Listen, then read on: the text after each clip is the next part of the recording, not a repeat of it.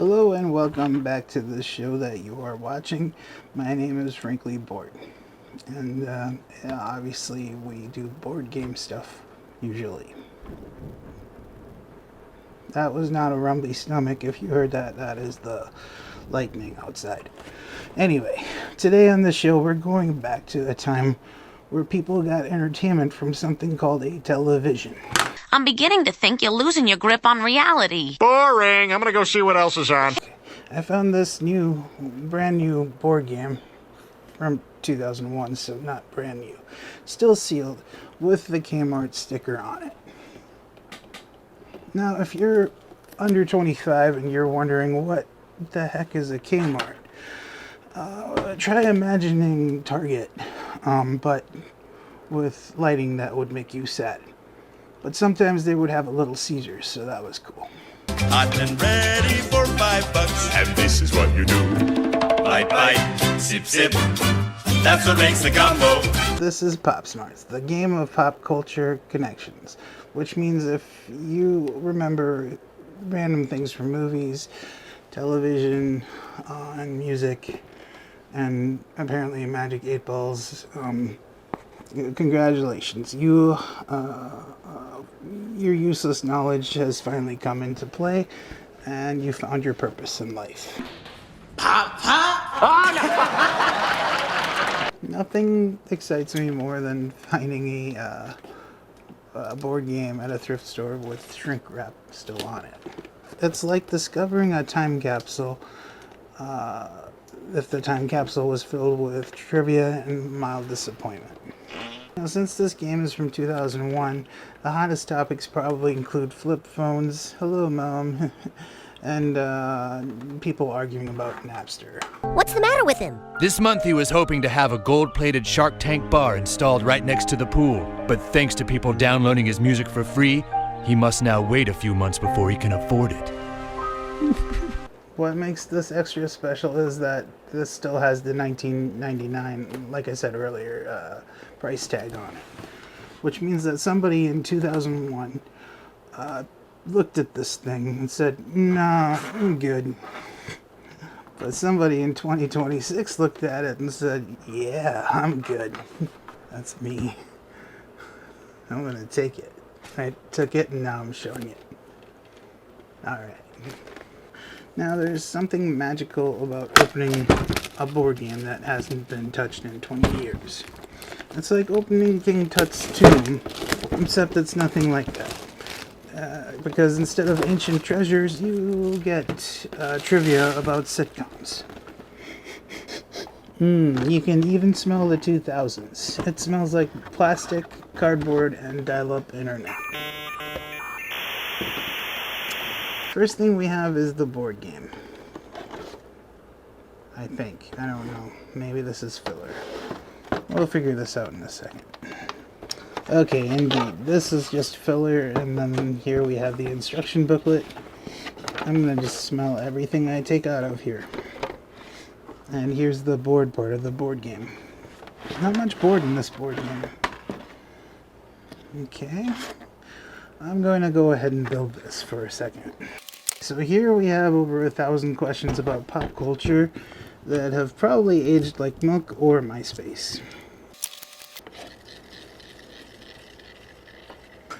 Okay, so here's everything that was in the box. The spinny thing, the questions, which I still have to open, and the scorecard with the crayon, which befuddles me a little because why would you put a crayon on one single score sheet to use? I mean, wouldn't that get weird?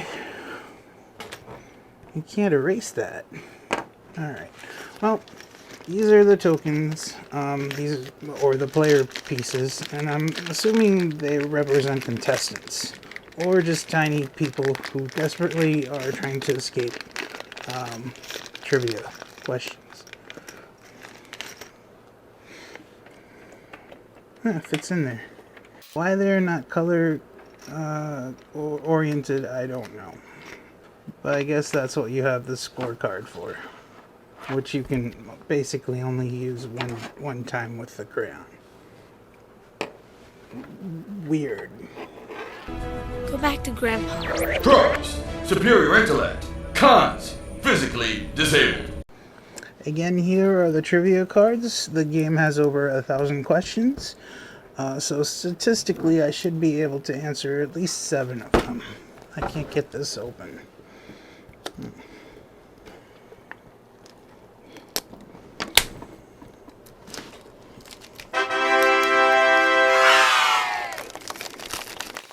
Also here, of course, is the instruction manual, which I will definitely read very carefully.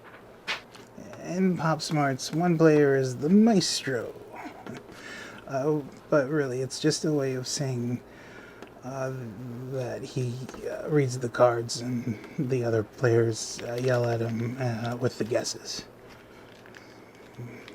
Which is mean spirited. But he can still call himself the maestro, so that's good. That's the life.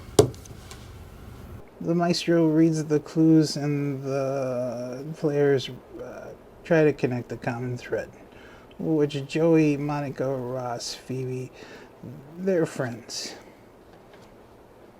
Whoosh, answer friends. Somebody kiss me, it's midnight, it's one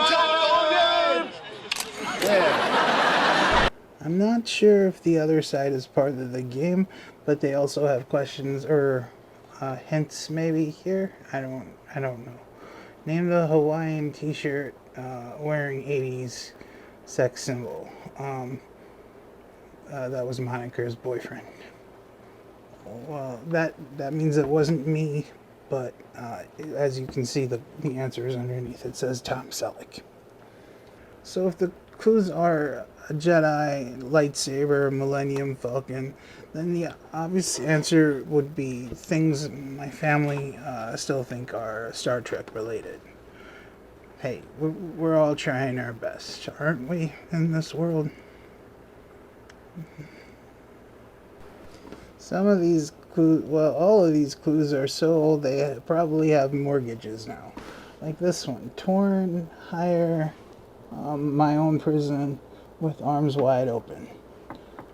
Creed. Can you take me higher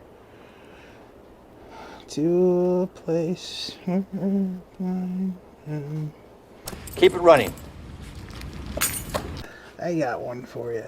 Friends, Frasier, and Seinfeld. The answer? Shows people used to watch before scrolling on their phone for 3 hours on end. That's me scrolling. One of my lights popped out. It just died. Anyway, pop culture trivia is fascinating, isn't it? It proves that the human brain can think or remember basically any weird, stupid thing imaginable. I can't remember where I left my keys, but I remember the theme song to Fresh Prince of Bel-Air. Oh! Actually, everybody remembers that, and you probably just started singing it in your head as well.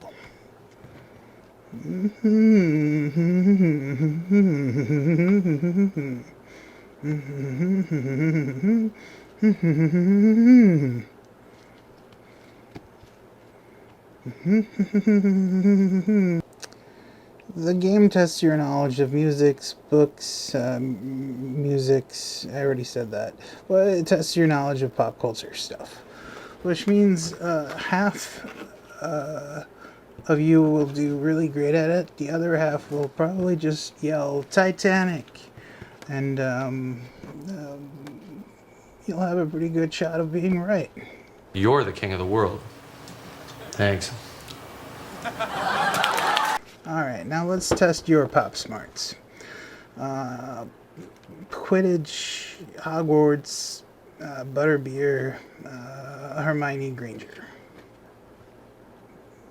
What's your answer? I think Hermione might know. Harry Potter? Yes, that's right. It's Harry Potter. Now, you either read the books, watched the movies, or you exist on planet Earth. Congratulations for getting it right. I like being right more than I like being happy. In fact, I'm almost never happy, but I'm always right.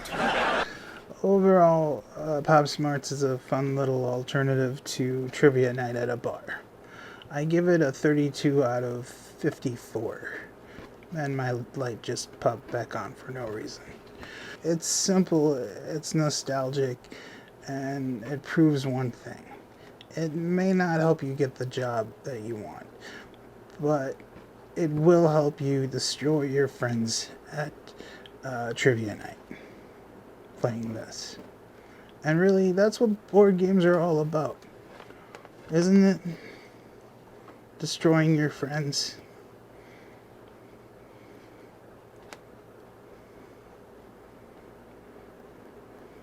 One more thing to the 5 people watching at home. According to YouTube analytics, if you subscribe, it helps the channel grow. And you'll be supporting a man who spends his free time opening 25-year-old board games. And honestly, that seems like a very good cause.